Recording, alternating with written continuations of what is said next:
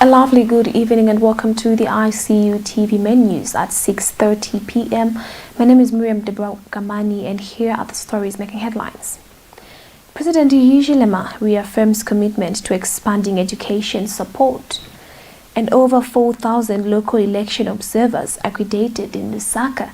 And later in the news, 2 Chipata men arrested for allegedly defiling a 16-year-old girl. In international news, Mali Army repels militant attack on military base. In our sports news, FAS urges clubs to allow players to vote. More details coming shortly.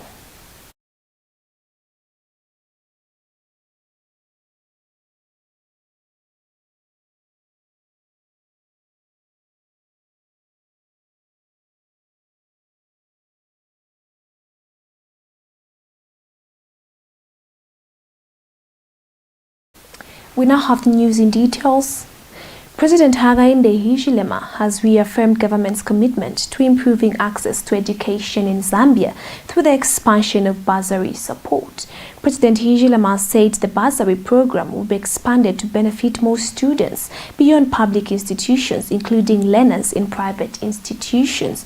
He made the remarks during an interaction with students from higher learning institutions at State House. In secondary school, needed parents to pay for exam fees. I said it did not make sense to give free education. Then in December also the child doesn't write exams because of exam fees. So your government has also taken over payment of exam fees for secondary school children.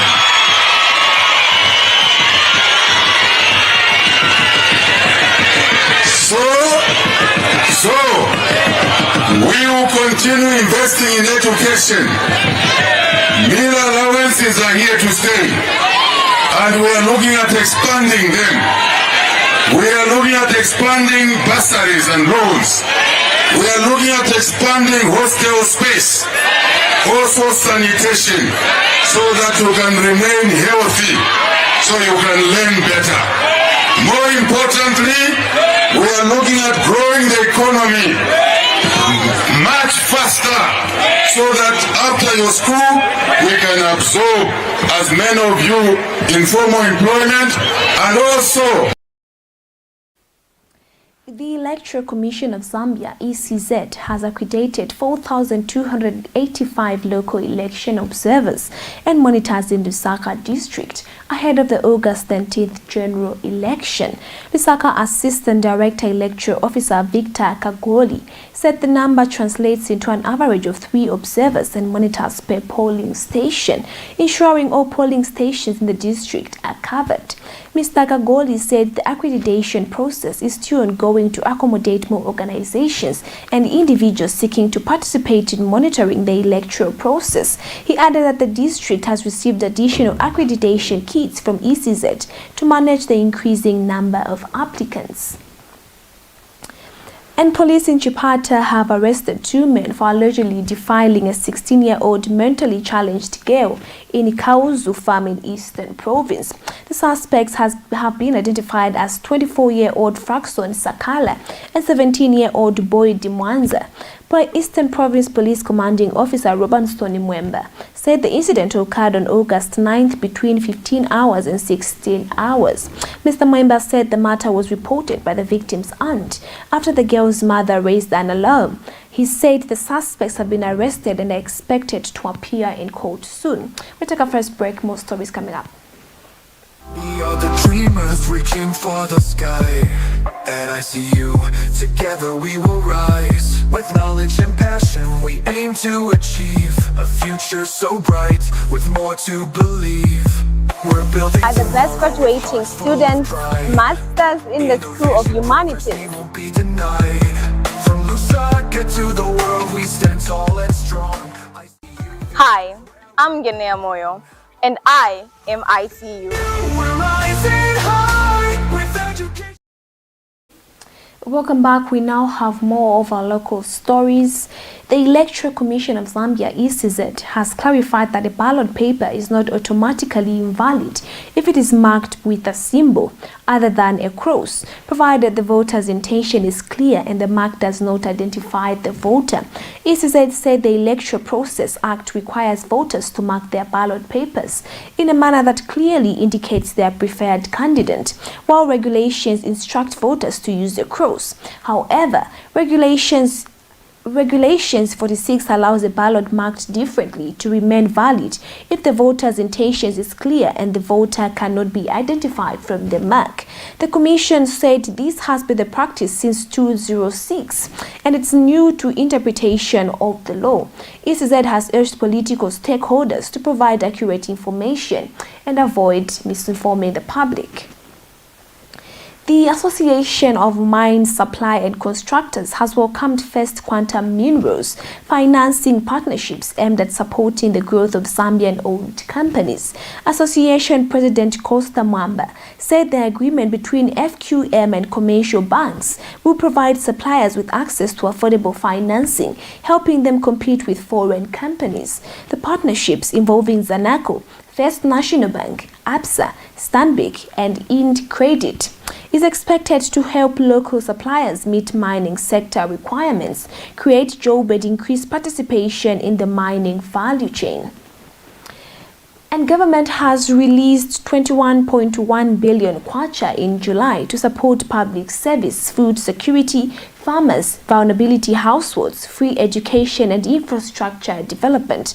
Secretary to the Treasury Felix Nkulukusa said the latest allocation brings total treasury release between January and July 2026 to 152.04 billion, aimed at ensuring public resources benefit citizens. The funds include 6.3 billion kwacha towards transfers, subsidies and social benefits, 5.9 billion kwacha for public service, wages, 4.3 billion kwacha for debt servicing and arrears clearance, while 1.2 billion kwacha has been allocated to capital projects. We take our second break. International and sports news coming up.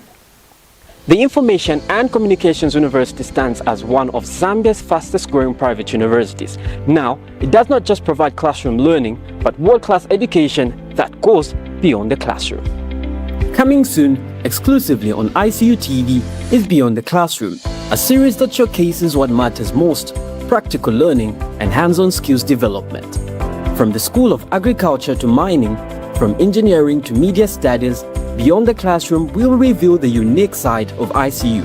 It will help prospective students looking for the right university make informed decisions about their future.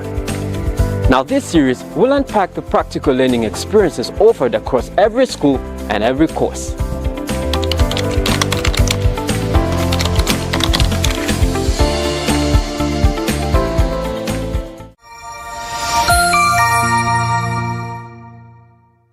Thank you for staying with us. We now have our international news. Mali's authorities said dozens of Islamist militants have been killed after soldiers repelled an attack on a military base in the town of San. The attack was claimed by Jamaat Nasrid al-Islam wal Muslim, a Jihadist group linked to Al-Qaeda, which said its fighters had taken control of the base. The army, however, disputed losing control and said troops only made a temporary retreat during the fighting. Mali's military says around 40 militants were killed in the operation, while the country continues to face growing insecurity from Jihadist insurgents and began more than a decade ago. And still in international news, Iran's Deputy Parliamentary Speaker Ali Nazgid said the United States has released that reopening the Strait of Hormuz cannot be achieved through military action as tensions continue between Tehran and Washington. U.S. President Donald Trump said negotiations with Iran remain limited, adding that Washington will wait for economic pressure on Tehran to increase.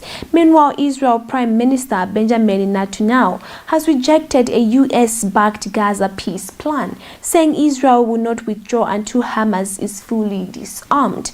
In Yemen, Iran-aligned Houthi fighters have attacked the Red Sea port of Al-Makah, killing at least 7 people, according to the military spokesperson. We take our last break. Sports news coming up.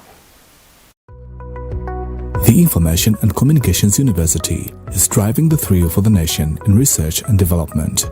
Enroll now for full-time and distance programs in the School of Engineering, Humanities, Business and Education.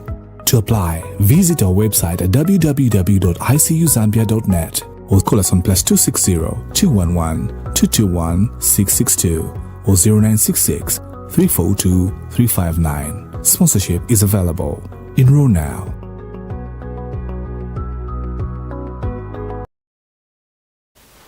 Welcome back. We now have our sports news. Football Association of Zambia FAS President Keith Mwemba has urged clubs to give players, coaches and football officials adequate time to participate in the August 13th general election. Mr. Mwemba said football activities should not prevent members of the football family from exercising their constitutional right to vote, urging clubs to plan training sessions around the election day. He also called on football stakeholders to participate in the election peacefully and respectfully before resuming football activities after the ballot.